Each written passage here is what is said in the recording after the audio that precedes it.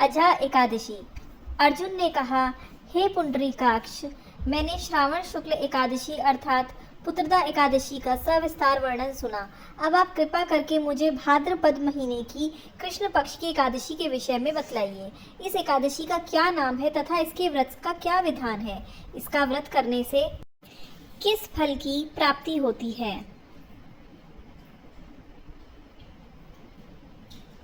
श्री कृष्ण ने कहा, हे कुंती पुत्र, भाद्रपद माह के कृष्ण पक्ष की एकादशी को अजा एकादशी कहते हैं। इसका व्रत करने से सभी पाप नष्ट हो जाते हैं।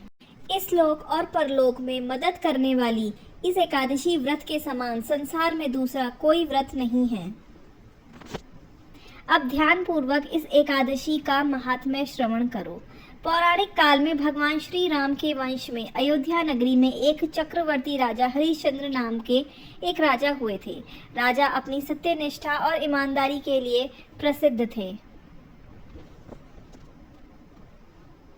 एक बार देवताओं ने इनकी परीक्षा लेने की योजना बनाई। राजा ने स्वप्न में देखा कि ऋषि विश्वामित्र को उन्होंने अपना राजपाट दान कर दिया है। सुबह विश्वामित्र वास्तव में उनके द्वार पर आकर कहने लगे, तुमने स्वप्न में मुझे अपना राज्य दान कर दिया है। राजा ने सत्यनिष्ठ व्रत का पालन करते हुए संपूर्ण राज्य विश्वामित्र को सौंप दिया। दान के लिए दक्षिणा चुकाने हेतु राजा हरिश्चंद्र को पूर्व जन्म के कर्म फल के कारण पत्नी, बेटा एवं खुद को बेचना पड़ा।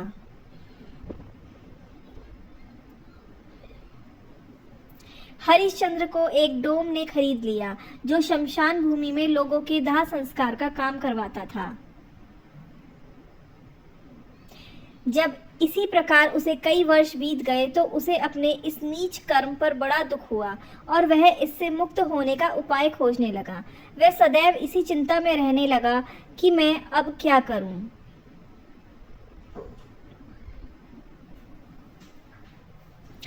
किस प्रकार इस नीच कर्म से मुक्ति पाऊं? एक बार की बात है, वह इसी चिंता में बैठा था कि गौतम ऋषि उसके पास पहुंचे। हरिश्चंद्र ने उन्हें प्रणाम किया और अपनी दुख भरी कथा सुनाने लगे। राजा हरिश्चंद्र की दुख भरी कहानी सुनकर महर्षि गौतम भी अत्यंत दुखी हुए और उन्होंने राजा से कहा, हे राजन, भादो माह के कृष्ण पक्ष की एकादशी का नाम अजा है। तुम उस एकादशी का विधान पूर्वक व्रत करो तथा रात्रि को जागरण करो, इससे तुम्हारे सभी पाप नष्ट हो जाएंगे। महर्षि गौतम इतना कहकर आलोप हो गए। अजा नाम की एकादशी आने पर राजा हरिश्चंद्र ने महर्षि के कहे अनुसार विधान पूर्वक उपवास तथा रात्रि जागरण किया। इस व्रत के प्रभाव से राजा के सभी पाप नष्ट हो गए। उस समय स्वर्ग में नगाड़े बजने लगे तथा पुष्पों की वर्षा होने लगी। उन्होंने अपने सामने ब्रह्मा, विष्णु और महेश तथा देवेंद्र आदि देवताओं को खड़ा पाया।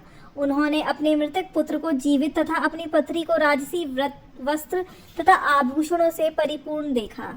व्रत के प्रभाव से राजा को पुनः अपने राज्य की प्राप्ति हुई।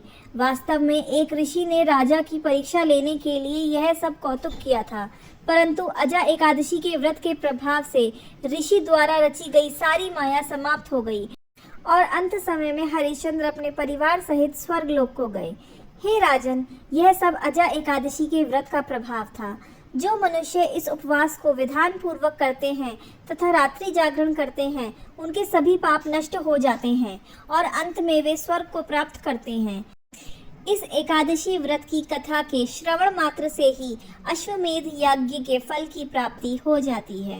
ऐसी और कथाएं सुनने के लिए हमारे चैनल भगवान का अंतर्ध्यान से जुड़ें।